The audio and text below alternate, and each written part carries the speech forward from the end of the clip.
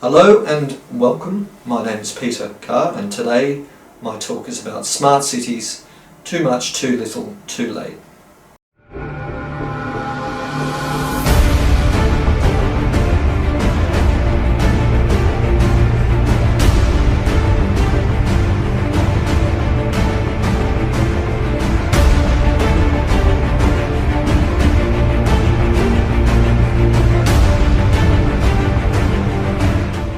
Firstly, recapping some of my other talks, megacities. Where did they come from? For millions of years there were no large cities. For the last 5,000 years we've had civilization on Earth. We still didn't have any large cities. Why not? Because we didn't need them. People don't like living in them. There are much nicer ways to live. However, in the 1700s, developments in agriculture, new technology being used in agriculture meant that a lot of farmers were out of work, put out of work by the machines, so they moved to the cities, and that started to grow the populations of the cities. Shortly thereafter, in historical terms, the Industrial Revolution started. Machines were invented in factories, but they still needed people to work with the machines. So millions of people flocked to cities to work in factories developing goods. So that's where the megacities came from. First one was London, across Europe, North America, and so on and so forth. Now that trend is a trend from the past, but there are still some developing nations where that's still happening because those nations are still in that stage of their transition from their earlier methodologies and the earlier ways of doing things. So what is the current trend? Well, the current trend is that for the last 20 years or so in Northern Europe and North America, people are moving away from the cities now. They no longer need to live in cities.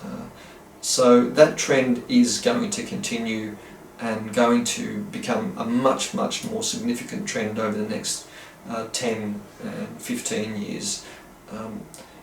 Why? Well, not only is there the draw of a much nicer lifestyle away from the cities, but the machines are going to take all of the jobs in the cities. So there'll be no reason to live in the city anymore in terms of employment. Obviously there are other things in the city that attract people, such as entertainment, but aside from that, there's no reason to live in a city, and obviously people can come and visit cities for that sort of thing. So over the next 10, 15, 20 years, the megacities will fall. They'll be abandoned, basically, as I've discussed previously. At some point in the 2030s, 2040s, it'll be very uncommon for people to be living in large cities. So why am I talking about this in this sense?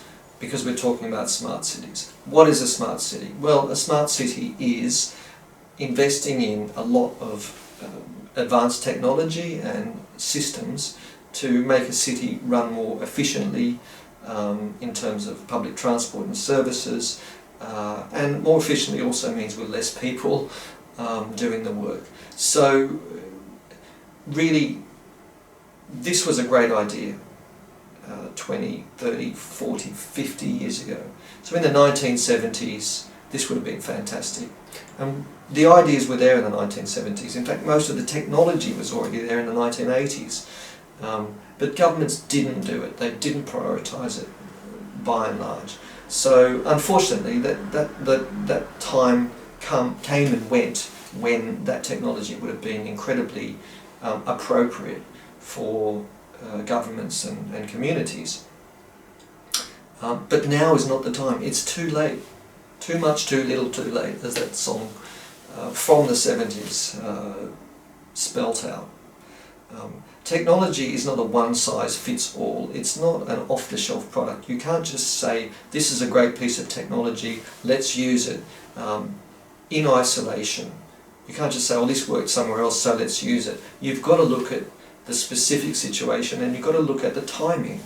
In this case, smart cities would have been a fantastic investment from governments in the 1980s, but at this stage, when we're moving towards the period where the megacities will be disappearing in terms of human habitation. It's a completely pointless exercise investing in infrastructure in smart cities.